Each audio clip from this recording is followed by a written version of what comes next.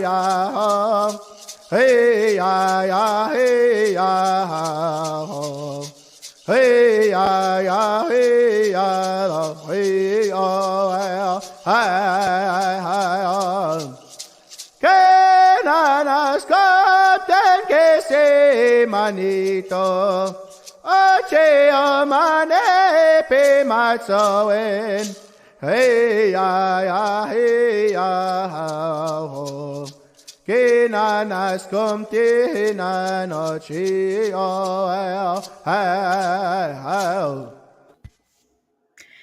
Danse, Desiree Denami, Nasigasun Papixis Otinia.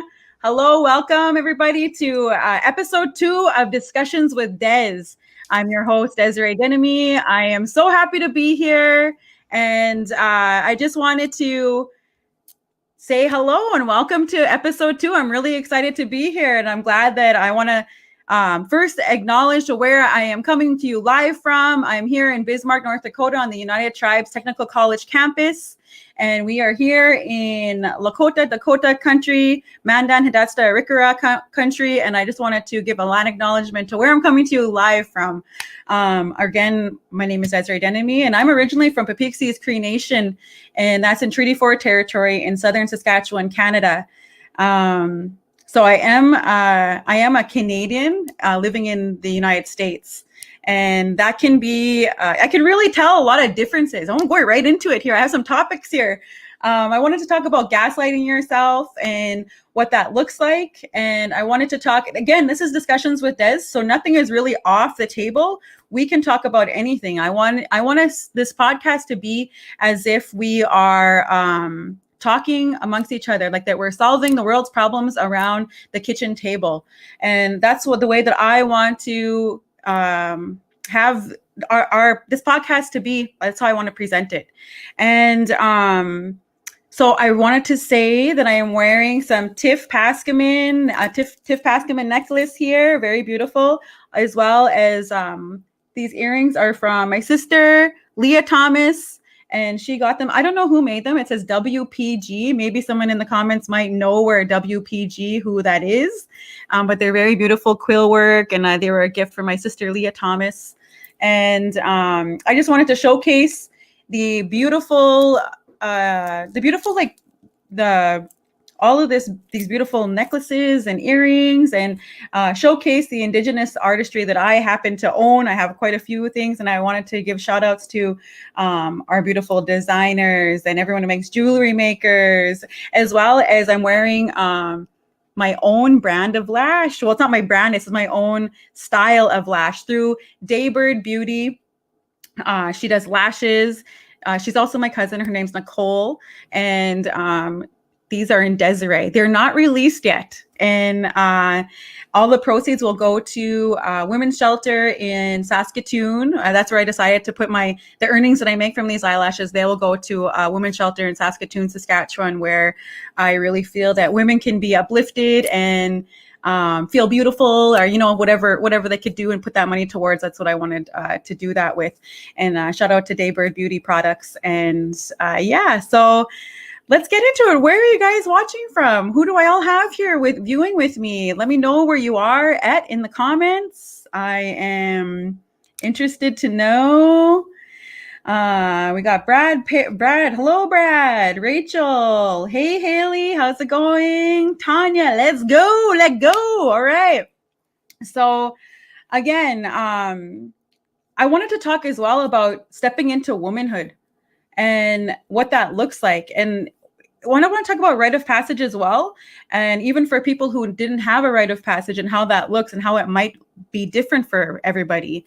I know for myself, it was super important that when I had my daughter, especially, to have a rite of passage so she could step into womanhood in a good way. And we had our doings, and then when she stepped into womanhood, and we had a berry fast, and we followed different protocols about that. And I just wanted to honor her in that way. And when I was younger, we didn't really do that. And it was learning how, hello, Ministiquin, hello, Canada, Saskatchewan, Donovan. All right.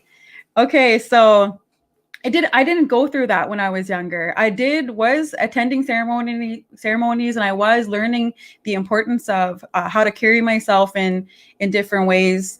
But I was talking to a friend of mine earlier. Actually, it was my sister Tanya that we were talking earlier, and we were talking about stepping into womanhood and how we could still feel really young. And it's not really attached to maturity. I mean, maybe it is. Yeah, maybe it's just like kind of, I still feel young. Auntie's still feeling young. Just kidding.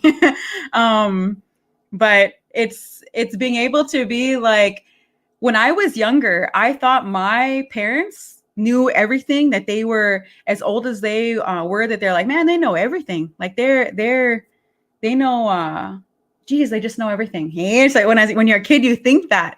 And now that I'm at the age, when I started hitting the ages when I noticed the same age as my parents, I began to realize that, like, wow, I don't know shit, or excuse my language, I don't know. But so I think that that's important to acknowledge that we are still learning. And again, my podcast is a place for discussions. I want to talk about these things openly and freely and have opinions.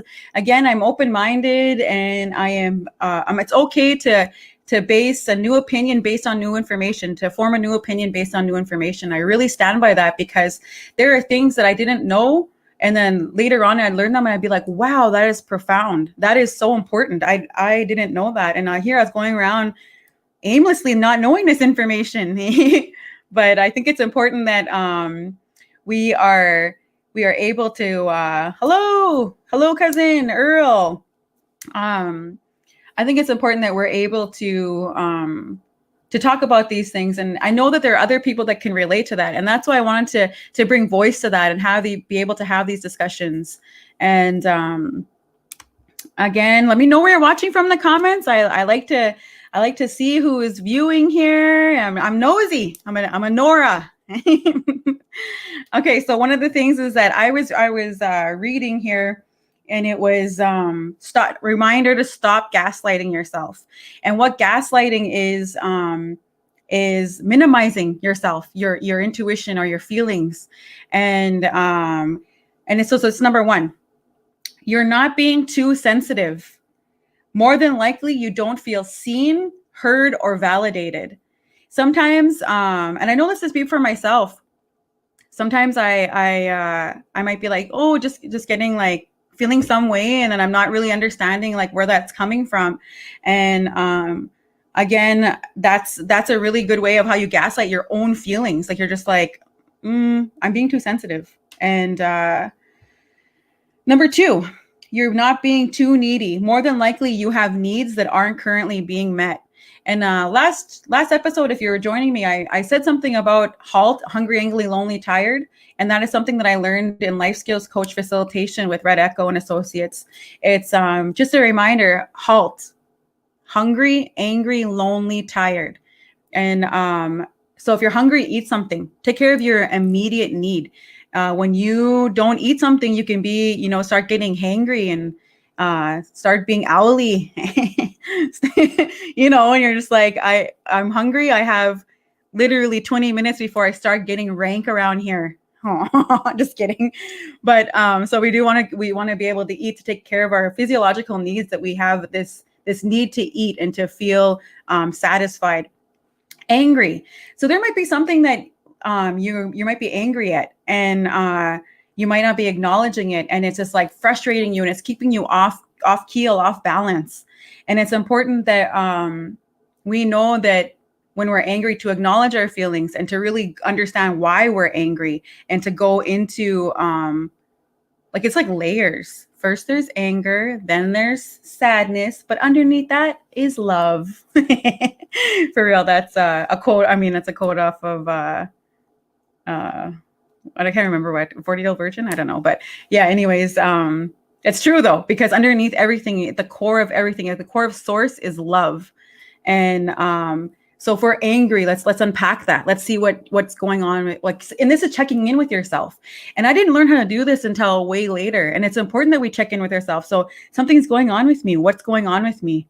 And just to question myself, to hold myself accountable to my own feelings, and to acknowledge them, and then use my voice And not in a, I don't mean in a big rank way where I'm ranking out and using my voice. I mean in a way where I'm articulating my feelings, I'm acknowledging my feelings, and I'm taking ownership of that.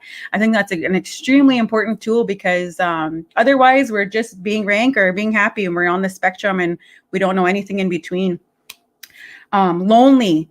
Now, loneliness, you could be missing somebody, or you could even be lonely for your own spirit, and or you're not even pinpointing that. But when you acknowledge those feelings, or even if you start to feel emotional and you feel, and you, a lot of times people are taught, especially our Indigenous people, they're taught to like handle it, you know, like that, handle it, or don't cry, or just like, you know, so we hold it in, and we're like, yeah, I'm right, you know, just chin up.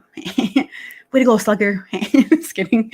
But we do these things because it's a survival tactic. It's a mechanism so we don't have to feel, and we end up internalizing these things and holding them in until they explode, or you start being angry again. So lonely, acknowledge your feelings, call a friend, step outside, ground yourself. But again, when I say lonely, you could be lonely for your own spirit. And I think that it's important as Indigenous people that we call our spirit back into ourselves. Sometimes if we get scared, or if we're not feeling ourselves, your spirit is inside of you, in source. And so you know that sometimes your spirit might be like, hey, that's not right. Hey, who is this? Like, why are you acting like that? And it might just like exit your body, and you need to, like, I invite you to call your spirit back in.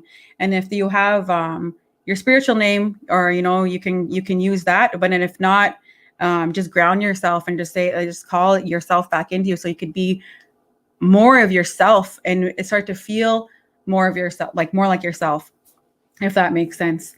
So hungry, angry, lonely. And then the T of that halt is tired. And again, so if we're not taking care of these needs and you're tired, I know sometimes if I'm tired, I'm loopy. Like I start acting loopy. Like I started being like, and started making jokes, and just, you know, I'm acting like a dry drunk. Just kidding. I'm not, but no, we start acting stunned, you know, like, so I'll be like, geez, I'm just tired. I'm acting crazy now.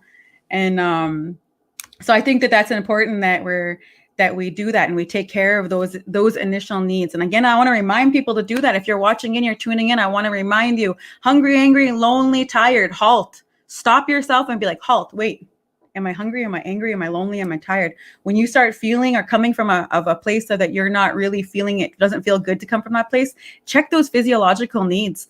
And again, halt. And I always thought about that. After I learned that, I was like, yo, I'm coming from a place where I am not taking care of those needs. And that's where I'm like, you know, acting out, or, you know, acting owly. Hungry, angry, lonely, tired. Hi. Thank you. So, so I'm just reading some of these comments and getting sidetracked. So again, if you're just joining me, this is Discussion with Des, episode 2. I'm really happy to be here. I just think that this is so much fun, and this is literally discussions. If you have any questions or any topics that are something that you really want to talk about, and then you want, you know, me to touch on here with my expertise. I'm an expert in, just kidding. I'm not really an expert, but I want to be able to share this space with you guys so we could learn together, and then we could talk about these different things. Again, I did go to school for broadcast journalism at Mount Royal University, and I went to school at First Nations University for the INCA, the Indian Communication Arts Program, and that was like a crash course in journalism. So I have a real passion, a real love for storytelling, and really like to connect with people. It's always been something that I love to do. Again, there are stories when I was younger. Some of my family will say that I was just talking to strangers and just asking them questions and saying hello, and like just, you know, one of my relatives said that they were worried about my well-being because I was so friendly. I just go up and talk to strangers. And I get that from my late dad. My late dad was a real talkative guy. Sometimes I'd be just waiting for him. I'd be like, geez, where's dad? And here to be all of a sudden just talking to some man, just a random man, just having a good conversation with him, just visiting, or like, nay, he's just over there visiting with somebody. So again, we have some people. Jojo's watching. Hello, Ninja Mountain, Treaty 6 territory. Amber, hello, hello. Welcome. Pete the Great, come on in, sit down, get yourself something to drink, and I'm happy to see. What are you guys doing this Tuesday afternoon? Or afternoon? Oh, it's dark. Tuesday evening. Some of the things is that when I was talking about stepping into womanhood, and I was feeling like I'm like, geez, even some of my friends would be like, oh, you're just womanly now. And then I'd be like, yeah, I know, I'm a mom. But I still feel really young, and I feel that and just learning things. I'm just now learning things. Even though I'm 35, I was just saying that I wear my hair in a side part. 35. I don't have that middle, you know how they're saying that if you wear your hair on the side, you're a millennial, and Gen Z wears it in the middle. And then what is it? Baby boomers. See, baby boomers just have it real deadly like this. Oh, Shmegan. Remember how girls used to wear their hair like that? Nay. But so I wear my hair on the side, and I'm proud of that. I still wear skinny jeans. Nay. And I'm wearing a turtleneck here. I was wearing a turtleneck. I'm like, geez, just a bunch of turtlenecks. It's covering my hickeys. My old necklace there gave me green neck. I had to cover it up here. Just kidding. Jokes. Yeah, so I am oh, you look like one of those beautiful reporters you see live on CNN. Hello, this is Desiree Dennery reporting live from my dining room here in Bismarck, North Dakota. Yeah, that's all I got. Thank you so much, Kathy. And so some of the things that I want to talk about being in the old fake chain giving me a green. There are certain things that I am now starting to do, and a big part of that is that I relied, and I wanted to talk about this. And when my late dad had passed away, September 2019, and that's pretty recent. And I'm still grieving the loss of him, because he was just my main man, my go-to guy. And I started to step more into my womanhood, I guess, like, even though I was always a woman, you know, for a long time, but starting to be more stepping into like that matriarch role rather. And because I have a responsibility that's like a deeply understood now. A long time ago, like, you know, I relied on my parents for a lot of things, like just advice, and like specifically my dad. I'd always go to him, and I thought he was going to be around to access for a long time. And his passing made me realize how much of a responsibility I have to learn. And because I don't just have him to call up and be like, Dad, you know, ask him these questions, and you know, whatever it may be, that's the whatever I want his opinion on. And now I take, like, I have to figure it out on my own. I still have resources, you know, my family and everything like that. But now that I am realizing that as a mother, and I'm a mother of 3 beautiful children, they are literally my reason for all my choices. And I just think that I have the responsibility to be able to teach them these things. It's no one else is going to do it for me. And again, I want to remind people, like, no one else is going to do this for you. You have to be able to step forth in, if it's your language, your culture, your traditions, your ceremonies. No one's going to be like, yo, you know, come here. Like, maybe someone is lucky enough to have somebody like that. That's cool. But, you know, a lot of time we have to step forth. We have to take responsibility and step forth. And that might be the most challenging thing that we ever do, because a lot of time we want to stay in the safety of our comfort. And so I think that it is, oh, my sister here, she said, what about the bird that came to you at Mandaree Powwow? There was a bird, and this has actually happened to me a few times where I was able to just sing like, ah, just kidding. Send a bird. Hello. Hello, my friend. Just kidding. No, there was a bird and he must have fell out of his nest or something. I don't know. And I held it for a really long time. Like literally we from like 4 p.m. all the way into like, probably about 4 or 5 hours. I held that bird and it was just chilling on my hand. And I was thinking, geez, I'm gonna have to take it along with me. Like, I mean, belongs to me now. It's part of the family. I didn't even know what kind of a bird it was. I just was just like trying to mash up stuff too and see if it would like it. And here, anyways, we were at Mandaree Powwow and we were up to sing.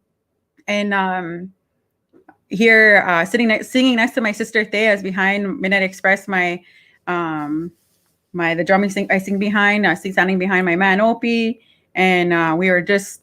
I was holding. I didn't know where to put my bird here. I was like, well, I'll just hold it. Like, I mean, I don't know what to do with it. I'll just hold it low here, I guess. And so we started singing, and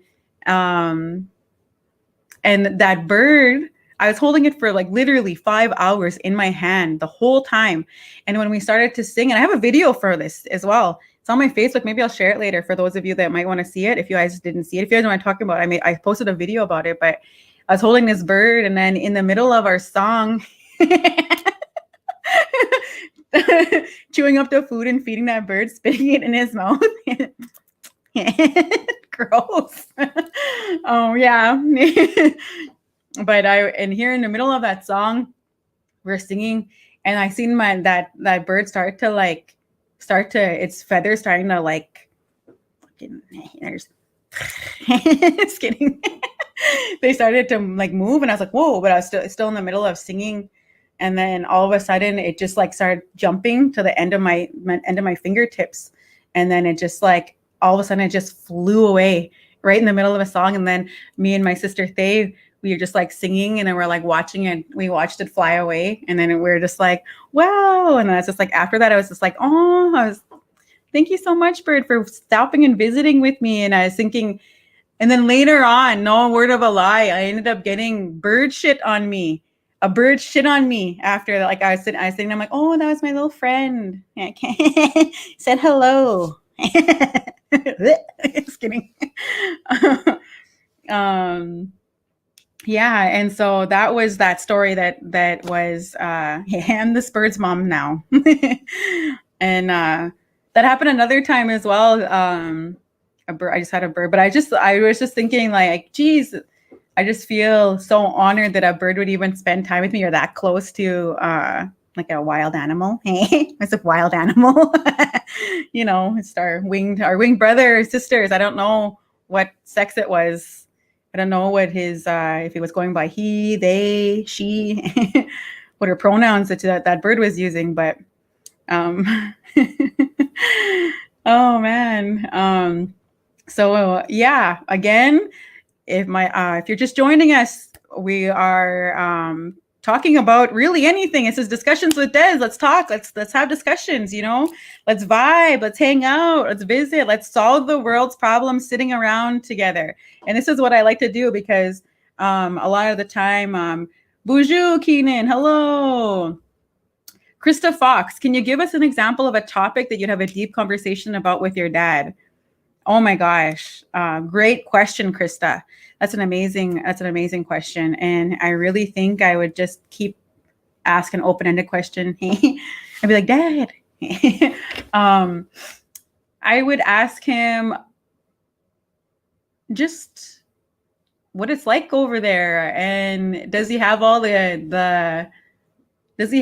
knowledge of the universe? Does he know everything that he's always searched for, that truth and that meaning in his life? My dad was such a believer in our cultural ways and our traditions and our traditional teachings. And he was actively learning his language. And he was the real deadly Oscapios, real deadly helper. And then eventually started to have his own lodge. And he just did everything that was right by everything that he wanted. My dad, every single thing that he wanted to do in his life, he did. And I just think that that's so amazing. Like he wanted to be a soldier. He was in the Canadian Armed Forces. He wanted to be an RCMP. He was RCMP officer. He wanted to help his people. He was the NADAP worker, which is the addictions counselor on the reserve. And he wanted to be the chief. So he was the chief of our reserve. And then he was helping later on. He was considered an elder, which I think is so bizarre because my dad wasn't even that old and he was considered an elder and he was doing like elder jobs and like, but he always had such an old soul about him. And I think that my dad, he just set his mind to doing something. And another story about that too is that I hope it's okay to tell, but my dad was a lot younger than my mom. My mom, shout out to my mom. I'm gonna share this story because it's a funny story. And my dad told it before. When I was doing radio a long time, I interviewed my parents and I did a story and I was talking about skin privilege, undercover Indian. Again, I was always told I was really light skinned. I mean, I was told that. It's obvious. I'm light skinned, colored eyes. My hair is light brown. There's no denying that fact. This is who I am, and I've learned to love that and accept that. And I always wondered why I don't look like, why this came up for me. And so this was the question I was asking when I was doing that radio pack for CBC. And I think it came out probably about 2011. So it's just a while ago. And I interviewed my parents and I wanted to know about that. My dad was 15 when he seen my mom, and he was like totally enamored by her beauty. He loved how indigenous she looked. He loved her high cheekbones. He loved her dark skin. And he was saying like, that's who I'm going to marry. And when when I have my kids, they'll look indigenous and my kids won't have to fight the way I had to fight. And he talks about having to fight to prove that he was indigenous, fight other people, and then also not being accepted by by the non-indigenous people or the townspeople or white people, or you want to call it. We don't want to call them. He's kidding. But he never felt accepted, and he's like, all my life I had to fight. Just kidding. It's a Color Purple quote. But anyways, he was saying he was always fighting, and it was always like people calling him white boy and things like that. My dad was a deadly scrapper too. And a big part of that, he said, I'm going to marry an indigenous woman, and my kids are going to look indigenous. And, here I am. Just kidding. I think that, cause my dad was really fair skinned, and in my family history, we have a lot of, I'm full status, man. If you look at my family history, you could see like all the way down. My dad's done extensive work to really unpack all of this history. My dad was a huge history buff. Again, I talked to my dad about some of the things that he taught me, because a lot of my teachings are from him. And so if I refer to him, like that a lot, I'm saying that. But so in that radio pack, he was saying that he had to file time and that he met my mom, and my mom is 11 years older than my dad. And so my mom was already a single mom of 3 beautiful children. Nah, it's kidding. As my siblings, my little siblings. And my mom was just like, beat it, like some little young guy was trying to get after her, and she's like, kick rocks, man, like no way. And so he's 15. He was trying to ask her out, and she was like, no way, man. And and she was just like little shit kid. Just kidding. And then later on, when he was 18, all of a sudden he came into his own. And all of a sudden I show up, like he kind of looked like Val Kilmer, in his prime. Not Val Kilmer now. Val Kilmer when he was in his prime. Just kidding, because I always used to think he looked like him when I was a kid. Like I watched Thunderheart, and I'd be like, when my dad was slim, and I'd be like, "Dude, kind of looks like him." And so he was like, he was playing hockey, my dad's a natural athlete, he's just like a jock and handsome and everything. The guy just in his, he's 18 years old. And again, he approached my mom then, and then my mom was like, oh, oh, okay. I'm like, hello. Just kidding. Hello, Lyle. My dad's name is Lyle Denemy Sr. And so they just started their love story, and it wasn't accepted a long time ago. One of how the story goes is that their families weren't really accepting of it, because they're like, yo, like, you're 18 and she has her 3 children and she's 29, and how's that going to work? But my dad was like, been in love with this woman since I was young, and now it's my shot and to shoot my shot. And so I have that story recorded somewhere, and when I was listening to it, I was just laughing. And then I didn't know that story. But I guess when you start to grow and you see that your parents are human and that they've been through experiences, and like they're actually not just your parents, like when you start to see like, oh, that's how you guys started out. And eventually, they got married, and they were together right up until my dad passed a year and a half ago. And I think that like those are a big part of my family values is, you just find somebody and you that you love, and that you have these core foundations that are the same, and everything. And so that was my example. But I'm not saying that, my childhood was perfect or anything like that, because again, we're all dealing with intergenerational trauma and we're starting to do that work on ourselves. And I commend my mom and my parents, my mom and my dad, for starting to break that cycle. They were slipping a little bit when I was younger. They could have dropped the ball a little bit, but they decided to change their lives around when we got a little bit older, and I watched that growth. I seen that growth. I seen it was possible. And it really was, it was touching to me. Like, I mean, it really stuck out to me, because, you have your parents be some type of way for such a long period of time, like with no budging or no changing. It's just is the way it is, and then all of a sudden they reach this time in their life where they want to do this work on themselves. And I've seen that growth with both my parents growing up.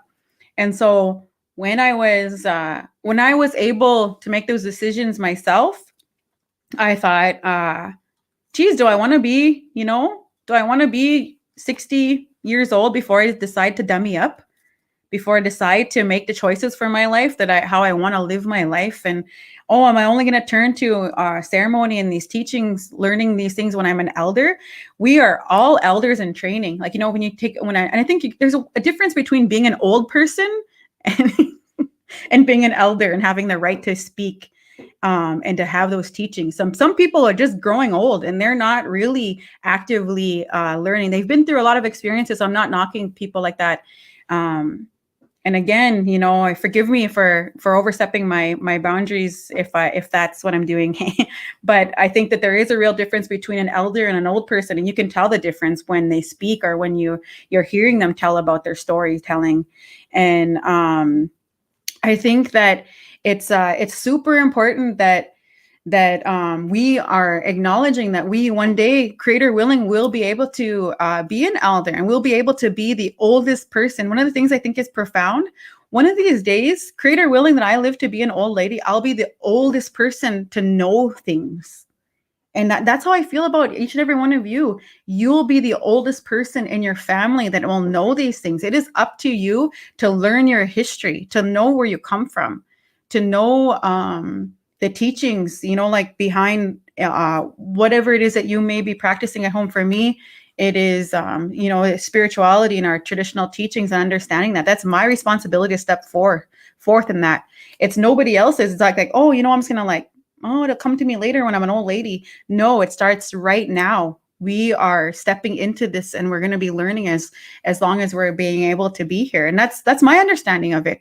And I think that was a really important moment for me to understand. That was like, I was like, wow, I will be the oldest person. What am I going to know? ask yourself, what are you going to know? What is it that you're able to teach your grandchildren or or if you're, how elders, you have an experience with elders, what is it that you're going to be able to speak on when you're doing this? And I think that that's important, that we're able to learn what we can now. And I know that sometimes it might be when we're stepping into these spaces that we don't really know. Like, I never grew up in that way. I don't know. What am I supposed to do? One of the things that I encourage you to do is just watch and learn. Watch and learn. You can step forth and then just observe. You don't have to like really know everything. And I think that this is where like our protocols might get a little bit muddied because people are interpreting what's going on. But I think that it's important that the more you show up to something, the more comfortable you're going to be around this. And this is exactly how I feel even about stepping into this podcast. I was super nervous and I was thinking like, geez, I want to be like, I want to be polished. I want to speak clearly. I don't want to say like and all the time. I don't want to be jerky. And these are the things that I was like worried about and I was like beating myself up about. But the reality is that I'm not hosting the news. I'm not telling you the news right now. I'm having discussions with Des and so this is what I was thinking about. And I'm like, and I was talking earlier with my sister and I was thinking like, okay, yeah, you're right. Like that. I said to be myself and everything will be okay. But I think that when you're stepping into a new territory or something new that you're not really familiar with, we overanalyze or beat ourselves up about it and until we feel like we're comfortable, but eventually it'll be second nature to do these things. And that's what I mean about when we're stepping forth in these doings, in these ways, when you're talking about some of these things we're not comfortable doing. And that's why I really like, and I've talked about this before, and is like powwow and round dance and sidestep ceremonies, our kahominies, these social gatherings that we do for our Indigenous people that they host. And again, there's other doings here that I might not be naming, and forgive me for not naming those, because I really want to experience those one time, because I love to connect with and learn about our Indigenous people, not just where I'm from. I understand where I'm from. I know where I'm from. And it's just learning different things and understanding how people are connecting. That is literally my passion. My passion is to find out about like how people are connecting. What are they doing? How are they reaching a higher power? There's that sense of self and feeling that connection. And a big way of how I feel that is through singing. And I truly believe that singing is prayer, even if it is powwow and round dance, or if you're just, my partner Opie will bring out the hand drum and he'll just sing and we'll sing together. And that's prayer. That's connection. And I don't mean like me and him connection. I mean connection to a higher power, a creator, to our helpers, our grandmothers, our grandfathers. That is so beautiful. But when you start to like realize that that's how powerful that is, like that's the viewpoint that I usually like go through. Like this is a prayer. To sing is to pray. We have this in all of our ceremonies, all of our doings. And so I really love to learn about what people are doing to connect. It's really amazing. Hey, Jackie, coming in from Onion Lake. Tanya, you're doing so good. I love you. I love you too, sis. Boujou, Kathy. So again, so back, I was getting sidetracked. These social doings that we consider social doings like powwows and round dances and side steps and, these different doings that we have that are considered social doings, they are, in my opinion, they're breadcrumbs to the real ceremonies. They're breadcrumbs. Like, so if you're not a ceremonial person, but you can see that people are connecting. Again, I posted a video of, again, Jackie was on here. Jackie Caldwell, her son, came in on a championship song with us, and he sang a lead, and he hit that lead that he freaking knocked that lead out of the park. It was amazing. He's 11 years old. His name is June Caldwell. So I posted that snippet, and my son and my nephew, we have little guys around the drum. Opie's boys, his older boys, they have Floyd and Ambrose. They were all around there, and all the young guys came together for that championship song. And then we had, like our backup singers. And so we were just really singing and really vibing. But I posted that on my social media, as my TikTok and my Instagram. And there's like a lot of non-Indigenous people, or just people from all walks of life, literally all over the world, that went viral. And there was just people just commenting on just the dynamic of is being around the drum. Some people were just seeing that for the first time. You know, a lot of things people were saying were, oh, that's I'm getting chills, or geez, this is curing my anxiety, things like that. People were saying all sorts of things like that, and it was just bombarding my thing. I didn't get a chance to really go through it, but I'm saying, like, our songs have that draw with that spirit inside of it. And when we know the teachings of the drum and how we're able to connect, we're able to really recognize how powerful that is and how powerful our voice is to sing. And so again, when I say they're breadcrumbs, so people might not think like, oh, powwow is in ceremony. And I'm not saying it is, but there's so much spirituality involved with it. It's such a beautiful way of life, and being able to connect in these ways. And in round dance, people say like, oh, there's ceremonial parts to it, but again, it's a social gathering. But see, when people feel, especially our young people, when they feel comfortable enough to step forth into those circles, into these doings, into these powwows, these round dances, and when they do they step forth in those ways, and they start going, and they're like, that was fun. I'm comfortable, man. This is a vibe, like that. I love it. And they just start like, I want to do that again. Again, they're making choices to, these are drug and alcohol free events. Usually, I mean, of course you'll have the odd person, but being all lit there, just kidding. But this is something that's a breadcrumbs to the real thing about ceremony, that we don't really participate publicly. So we could share powwow videos and round dance videos, and that's okay. But there are other things that we don't share online, and for good reason, because this is what's going to bring people. I think, oh, I don't know how to, can I come to a powwow? Or like, geez, I never grew up that way. I never grew up being a powwow person or whatever. You don't have to be a powwow person. Indigenous people can connect like this way. And this is, again, if you were displaced for whatever reason, if your family doesn't practice these ways because of intergenerational colonization, and period, like that, whatever reason, they're not, you didn't grow up in these ways, but you know that you're identifying as, Indigenous, or you have Indigenous roots, or you are figuring out who you are. These spaces are welcoming for that. And just reminders that there's room for everybody there. There's room for everybody there. And again, sometimes, like I said, there's so much power in the drum, like so much healing energy in the drum, and you can feel it. Sometimes, you'll see the odd person there, not even an outfit. And again, we always joke like, oh, get this guy an outfit. Somebody get this guy an outfit, and they'll be just jamming or whatever like that. And sometimes you'll see like kind of like people that are non-Indigenous that really feel the drum, and they're just doing like they're just doing whatever they can to move to it, but they know that there's just like, yeah, this is a bop. But I think that it's that's just a reminder that there is room for everybody in these spaces. And I want to a lot of people, those are the things that people ask me all the time. And so I wanted to answer those a little bit. I mean, speak on that a little bit. Let's see here. Hazel, have a great day. You too, Hazel. Unreal, young man. Garrett glowed. Yeah, for real. Yeah, you're talking about June is amazing. Alton Call Liddy. I'm butchering that, sorry. Good evening. Auntie Des, what's up? So yeah, again, let me know where you're watching from in the comments. Be sure to like and share. Just let me know what's going on here. I got this from Pendleton.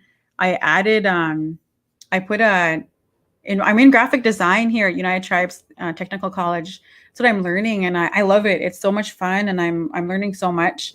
But we had to put in a bid to make new Pendletons, and they asked the American Indian College Funders made a call out for graphic designers to make to send in art for their new Pendleton.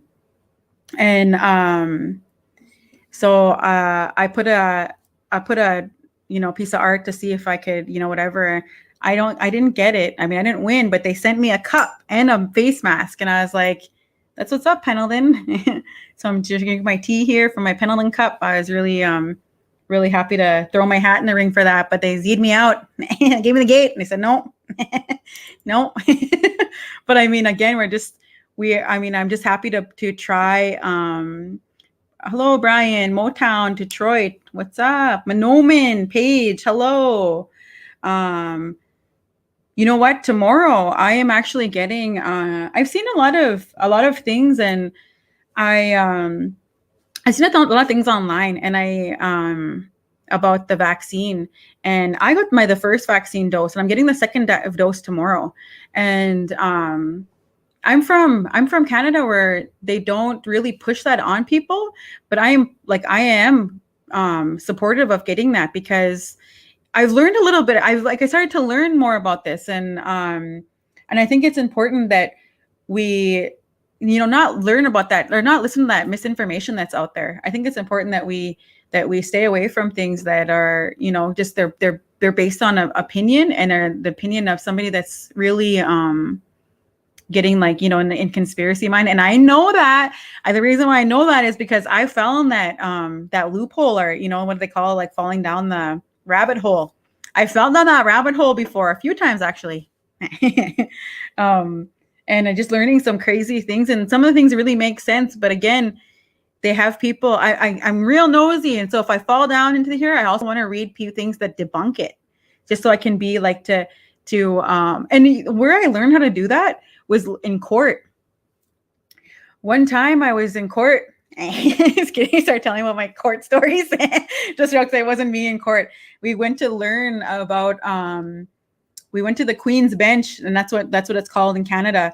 In America, I don't know what you guys call it, court, but they call it the Queen's Bench in Canada. And part of my training was to go and come in and learn about the system, like that, and learn about. So we went to a real court case, and Jesus, is this right up my alley? I was just a Nora, and we're learning all these different things about this one couple.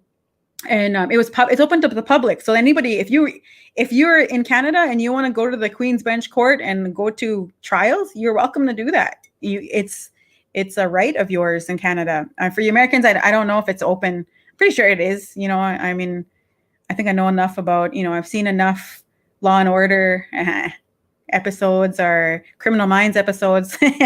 Pretty sure. Nobody get legal advice from me. But so we were there, and then the one lawyer, the defendant, the person that, is telling their side of the story. And I was like, that he's guilty. He is guilty.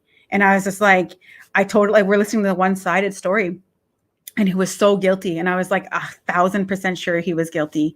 And I was just like, that's so, this guy's toast, lock him up and throw away the key. If I was a juror, I was like, whatever. And then that was the persecutor, or the prosecutor, like that, or they came in, or the defendant, whatever, you know what I'm talking about. This guy and this guy going at it.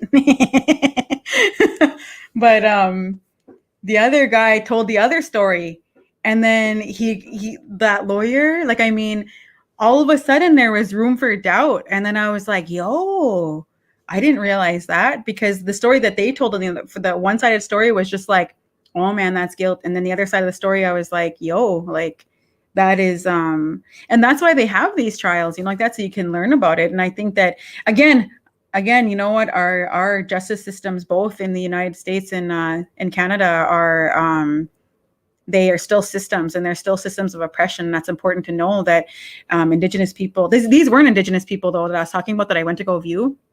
Of course they weren't, because they had both lawyers, paid lawyers. It wasn't, whatever. but I'm just saying, both of our systems are still systems, and they're systems of oppression, and they're systems built for people with money, and white people, non-Indigenous people. Again, don't be quoting me. It's opinion, it's discussion. We're having a discussion with Des here, but But so we were listening to this, and then I was like, at the end of the day, when we were finished watching that whole trial, I was saying that guy is guilty, because that other person there they definitely had premeditation where they were setting him up, and they were like, they brought out all the stuff from the past where they had lied, like really told real tall tales, and he had proof of it. And then so he brought that and they talked about it and stuff. It was a really interesting time. So I was really like, if you're going to listen to one story, that was a really tough lesson. Lucky I didn't learn it myself, but I was just as an observer, that it's if you're going to learn one side and totally believe it, learn the other side. Like there are literally 2, 3, 4, 5 sets of the stories, and the one that you're learning, the narrative that you're learning, is from probably one person. And again, even when you are even like with the agendas that people have, I know a lot of time when it comes to the news and things like that. Again, you know what? Another story I have. Oh, I'm just talking about the again, a popular case right now is how they're talking about biases, and they found out with the Colten Boushie, and that was obvious from Indigenous perspective. That was so obvious. It was just how they botched that investigation, and then, but the reason why I know I had an inside story, and I'll tell the story, and it's not my story, and I won't use names, but I know how the media can really take a story and run with it, and it not have the facts, and it just have the one story. And I think that's important. And that was another eye-opening experience for me. Again, it wasn't towards me, but it was to a person I knew. And this person had beat to death a man. And when he beat him, they just like, he was a two-spirit man in the community. And they had talked about, oh, he killed him because he was gay. He gay bashed him. And then they interviewed people in the neighborhood, and they're like, I'm scared for my life. And they were talking about all these different things that he was just like, he targeted a gay man and he just killed him for no reason. And that wasn't true. What really had happened there was that young man that killed that man was passed out and was taken advantage of. And when he came to, he was being sexually abused, raped, and he ended up, like freaking out and protecting himself. And but in the media, they had said that he was like a gay basher, like targeting gays and just killing them just for that reason. And that's the way that they had portrayed this person. And I knew that inside story, and I was like, how could the media do that? How could they take that and run with it, not knowing that what had happened, the real story of what happened. And I was like, and then it was shocking. And I realized then that the media, and that's what really is good about, like, Facebook and the, Mox and Telegraph here that we have when we're telling these stories, because we have a voice and we're able to share the truth, like, and being able to be like, wait a second, that is not correct. And there are shedding these people in this light, like, and that's not the truth of who that person is. And it's important to understand that. Another thing that I'm just after the media all of a sudden here.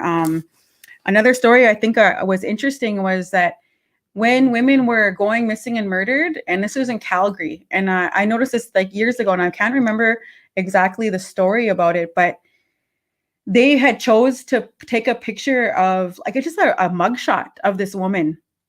And I was thinking, like, why did they have this big splashed across the screen when they found this missing woman? It was her mugshot. And I thought it was just like, why would they put her mugshot on there when they just found her body?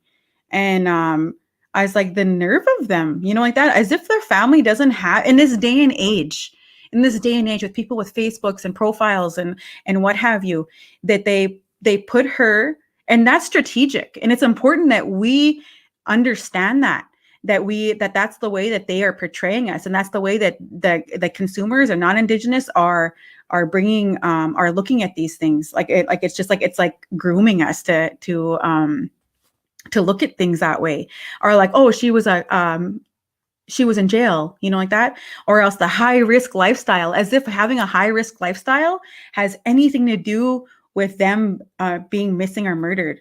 And I'm just thinking like and they would never. And again, there's examples. I've seen examples, and this is online, and this is important that we share our own narrative, and we have the means and ability to do that through our, online, Twitter, Instagram, Facebook, and share our information. Again, some of it, can be taken with a grain of salt, but for the majority of the part, there's a lot of, systemic discrimination. Systemic discrimination and racism, blatant racism. And I think that is important to understand, and to really unpack that we're not just taking that as fact.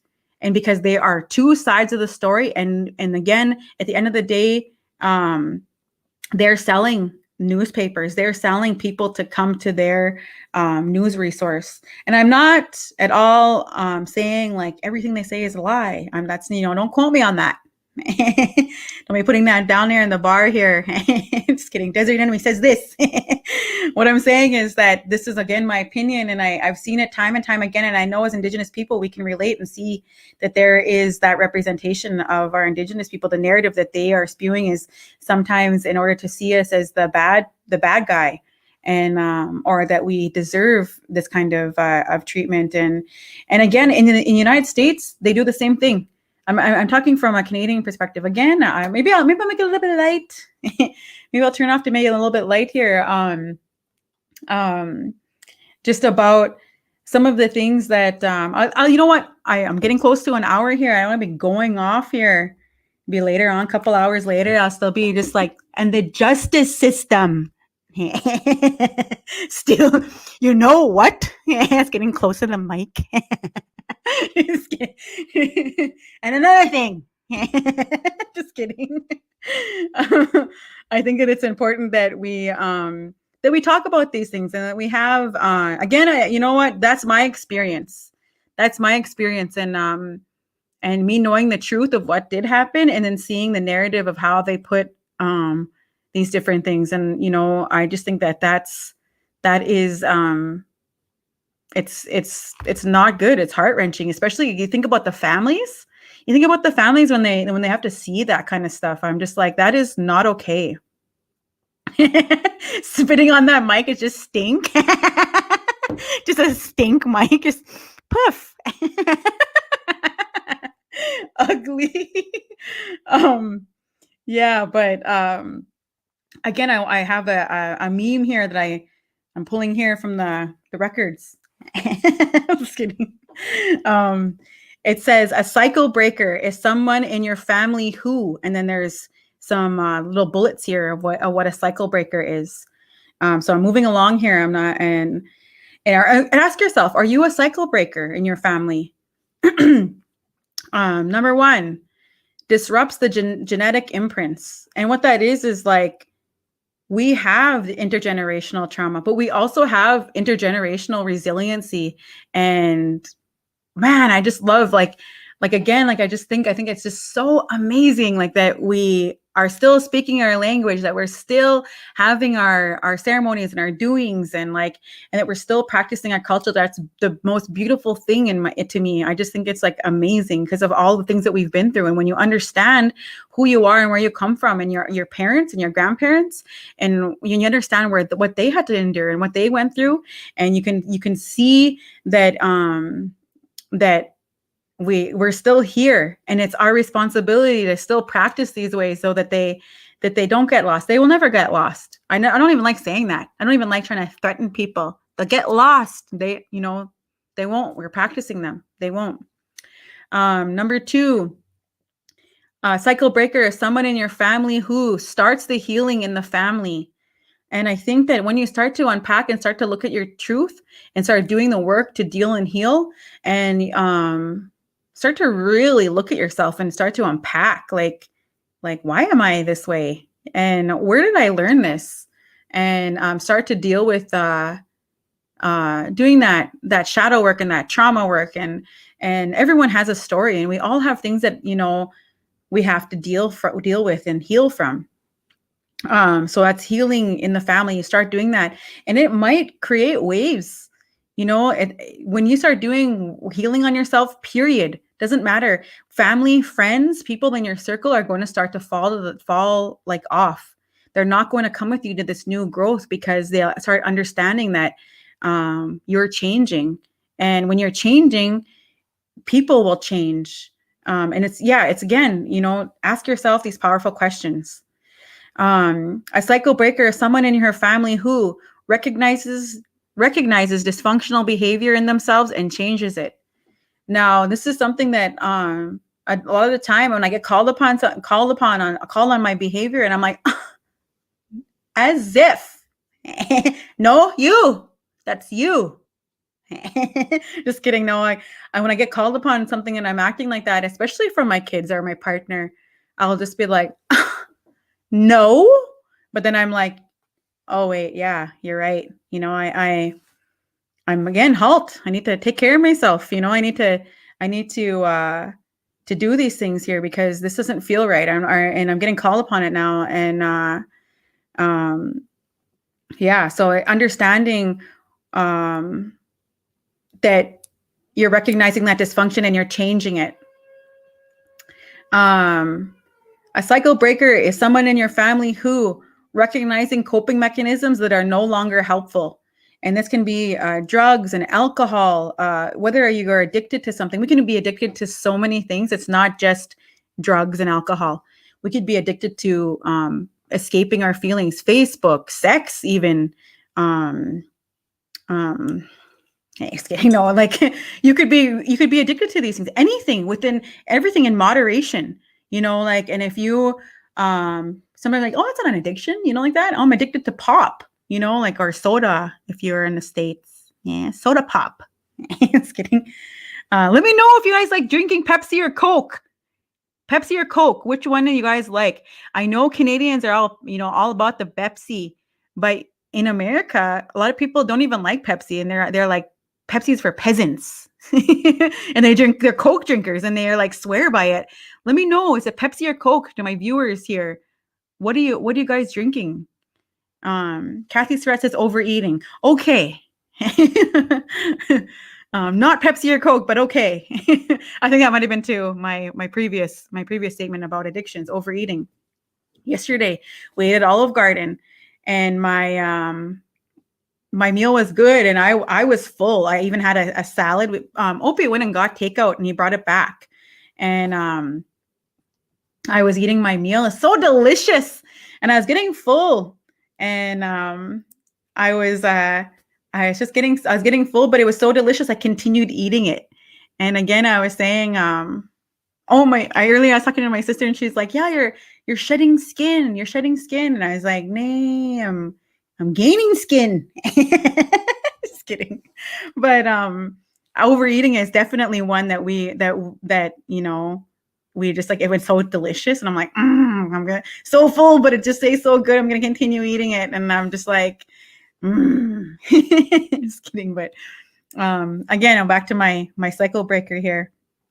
A cycle breaker is someone in your family who so this is the one I said earlier, recognizes coping mechanisms that are no longer helpful. And this is super important when you start to realize that even in addictions, I said addictions, and I said, we talked a little bit about it, but I wanted to specifically talk about how people do use their coping mechanisms with drugs and alcohol. Again, we named a few other ones too, but specifically those is that could be detrimental to our growth. And I've been drug and alcohol free going on, it'll be 15 years in December of, and I'm super proud of that. But it wasn't without, and I seen a post recently. I think it was a friend of mine, PJ, from White Shield, and he was saying that people think he's too good because he's not drinking or doing drugs anymore, and he's no longer in those circles. And shout out to PJ, he's doing an amazing job in his parenting his boys.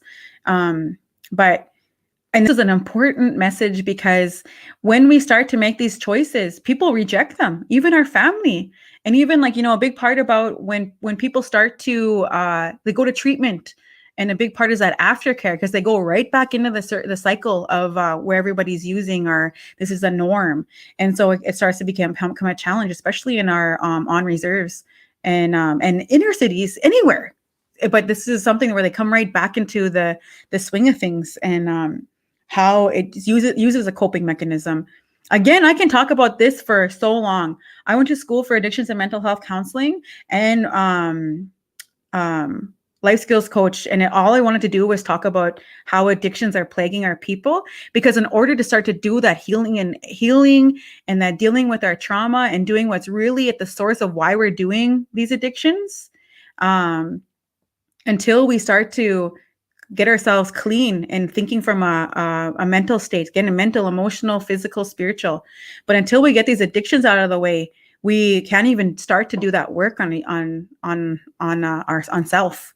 And I think that that's an important message. And I'm just thinking, like, wow, I see so much of our people are struggling with addiction, and how are they going to get healing if they keep struggling with this, like that? Like, this is the first step, like, is to get rid of this so we can start to really unpack all this stuff. And a lot of the time people don't want to unpack that stuff because it hurts, and it's work. It's literal work, but there's nothing more fulfilling.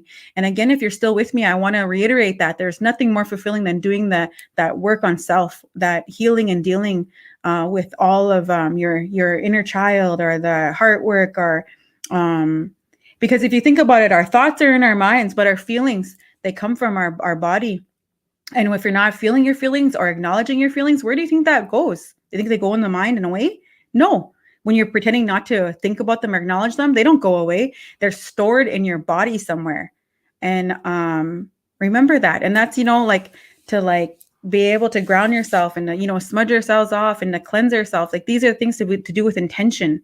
And our words have so much power. Again, my late dad would always say, be careful what you say. Be careful what you say, what you put into the wind, because it's listening. Everything's listening around you. So if you're speaking goodness and you're speaking light, those things will pick up. If you're talking negatively, or those things also get picked up by the wind. And to be careful about your words, because they're so powerful. And another thing about our language, even to speak our languages, is to speak the truth. And there's really challenging ways. Like, you can't really lie when you're a fluent speaker. Again, I'm not a fluent speaker, but we definitely learn how to lie in the English language. And that's something I want to just talk about a little bit. Again, it's a big passion of mine to talk about addictions and mental health. It's something that I really think that our people, when they start to get these seeds, like they plant these seeds within self, and you let it grow, it can be really important for people to be like, I didn't even know that. I didn't even know we could do that. Sometimes there's like gems that are brought to me, and I'm like, I didn't know I could do that. I wasn't taught that. I didn't think I could do that. And I'd be like, okay. And I just kind of practice it and be like, I never learned how to do that. Red Lake in the house. What's up, John? How's it going? We got comedian John Roberts in the house. Aaron, Giago, how was your trip to the Ridge? It was beautiful. I went to Pine Ridge this past weekend with my family, and also my sister Tanya came along as well. And we went to go visit our aunties, Stephanie Charging Eagle and Val Charging Eagle. And we went to go and spend some time over there. And it was really good time to connect and just like visit. You know what? Visiting is my literal favorite thing to do. Just talking and like learning, and especially with our people, our aunties and our uncles and our grandparents, our elders. They have so much rich knowledge. Again, my Charging Eagle family, my aunties there, Val and Stephanie, and they have so much teachings and knowledge, like. And just to spend that time was just amazing. And afterwards, we ended up going to Sweat, and that was beautiful as well. So our time, and then afterwards we had a room, and here I'm going on and on. I have 34 people. Thank you for staying with me. Thank you guys. I really appreciate it. Here I'm going off topic, but I thought this was important to tell, and it was fresh in my mind now. So I'm going to tell it anyways, even though I'm going over here for you people that are tuning in. We were in Rapid City and this past weekend, and every single hotel room was booked. Everyone got their stimmies, and everyone was staying in their hotel rooms and, you know, living their best life. And then so there was no place to get a hotel room. And I was even looking at Airbnbs. I never look at Airbnbs. And I was trying to stay at someone's house. Anyways, I'm at Opie is driving. I'm in the passenger. And again, I was tired because I was up all night the night before. I was all loopy. Remember, hungry, angry, lonely, tired. Take care of you. If you're tired or you act loopy. And so I was sitting in the passenger. I was calling, like, I called and called different hotels. Everyone's like, no, we're booked up. And then as if I sound real Indian. No, we're booked right up. Just kidding. But so these people were booked up, and I called literally 16, 17. I was just calling, just saying somebody had to cancel. Somebody had to cancel along the way. And anyways, there's just a woman, and my windows were rolled up, you know, like I wasn't wicked talking loud. I need a room, you know, like I wasn't really trying to get noticed. Like I was in my own car. I was just whatever. My kids were in the back, and Opie went inside to pay for the gas. He came outside, he pumped the gas. He got inside, and then I was just zoning out again. I was just tired. I was just zoning out, and I was just looking, and all of a sudden she looked at me, that white woman, non-Indigenous woman. I still don't know what to say. She looked at me, and then I looked at her. Hey, it's getting as a real drawn out, but anyways, we made eye contact, and I kind of felt cheap because she looked right at me, and then I looked at her, and then I was just like, and then I kind of smiled like this. Like it just kind of, hey. Just kidding, but I just smiled at her, and then I was like, whatever. And then I was like, and I told my family, Shami, I just made eye contact with that woman, just had no reason, just smiling at her, and she smiled back, and I just thought that was awkward because she looked like she was by herself, but she was pumping the gas, like where she was pulled up, like her gas tank was on the other side, but she was standing on this side and like looking at me. But then I didn't really realize I was kind of zoning out, and then I like noticed that she was looking at me, and I smiled at her, and then we drove away. And that's the end of that story. Just kidding. No, I'm just kidding.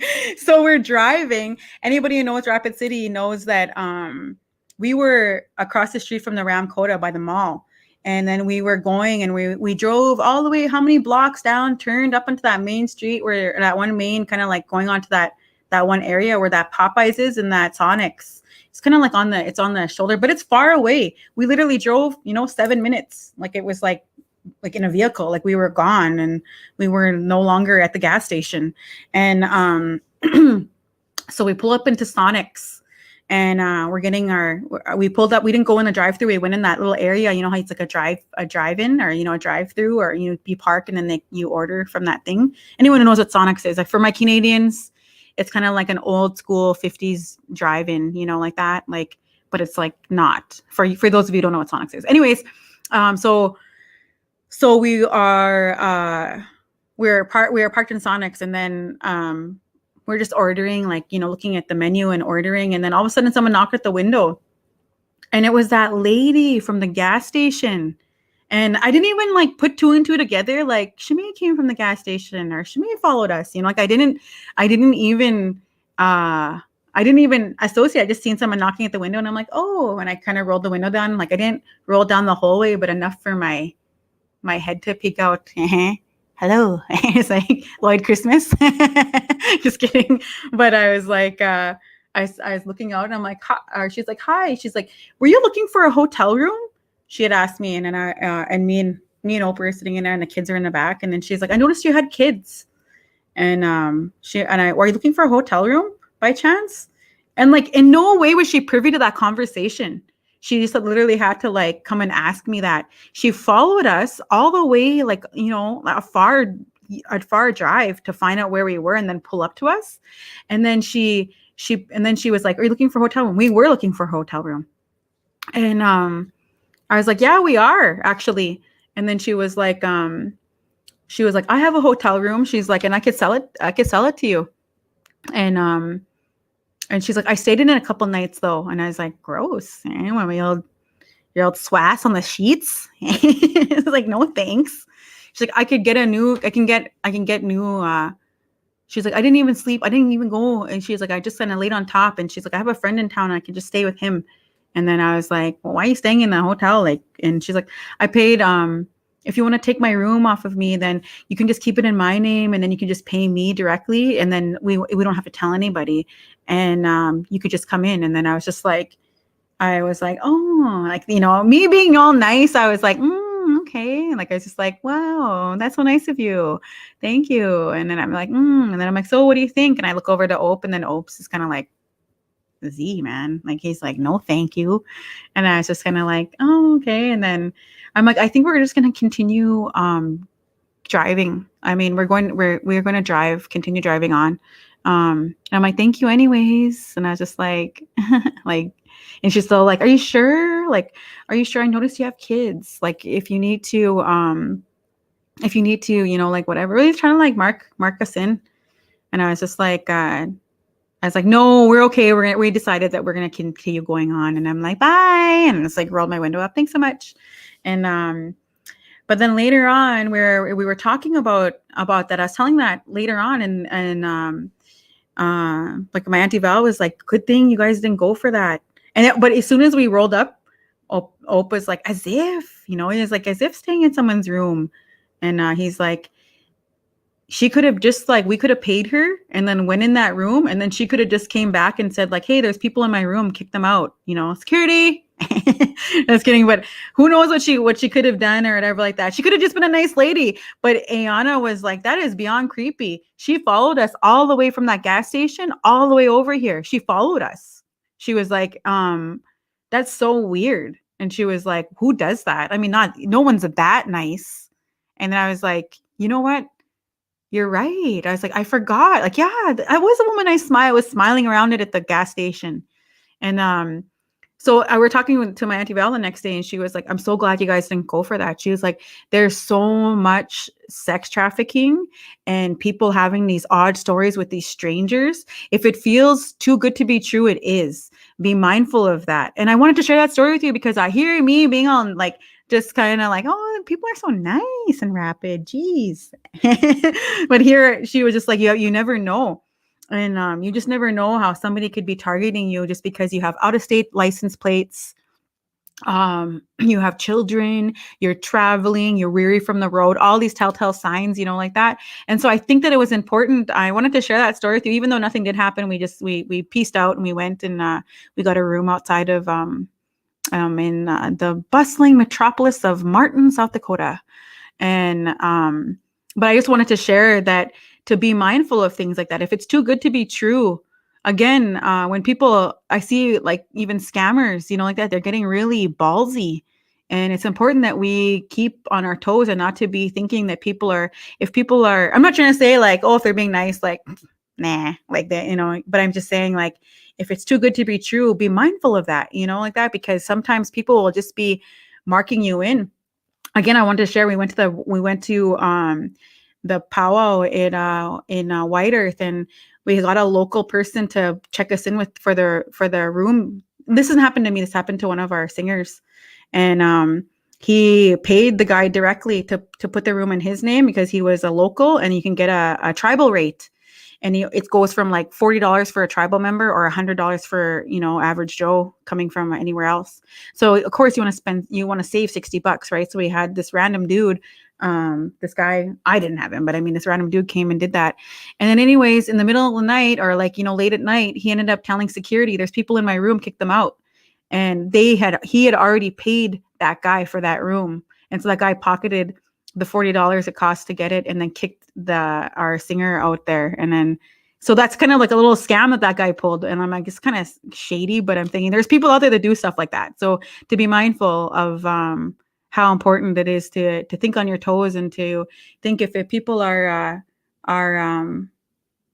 if it's too good to be true, it probably is. And that's a good thing to be mindful of. So I've been on running time here of 1 hour and 19 minutes. Again, I want to thank each and every one of you for spending some time with me. This is my episode 2 of my podcast, Discussions with Des. I am so beyond happy to be here to just, visit with you guys and talk about things. And I really enjoy you guys engaging with me and spending some time with me, whether you popped in and said hi. And that means a lot to me. Like that, I want to be able to grow this community that we have here on Discussions with Des. And I'm really, I'm really, really happy and humbled and, excuse me, and again, I better get off here now. I appreciate you guys. Again, I go on every Tuesday. And if you want a certain discussion to talk about or anything like that, hit me up. I'm open to ideas. And tomorrow is my sister Tanya Jo Hall's podcast, Tea with Tanya. Again, here on 7 Stars Media, and attached to her Facebook as well, if you're Facebook on her liked page. Thursday is Haley Rose. And Friday, I think we're doing Shaylin Fox. And Saturday, I'm not too sure who is doing those slots as of yet. Friday, I think it might be Vincent Short. And I think Sunday is Foxing Around. Their originators there, Raymond Fox and River Thomas, do their Foxing Around podcast. Again, eventually I do want to have guests. Even if it's for momentarily or they have something to say and stuff like that, I want to be able to pull some people on if we can get that. And when I start to get a little more comfortable behind this podcast and be able to narrow down some of the topics that we're going to have and have some presenters and some speakers to have the floor for a bit on this podcast, I'm so open to do that. I'm excited to grow with you guys and to do these things. And I really appreciate each and every one of you. Thank you so much again, and I hope to see you next Tuesday. Please feel free to like and share and connect with me. Also connect with me on my other social media platforms. I love to engage with the fellow Indigenous people that are doing amazing things out there. So thank you so much. Bye.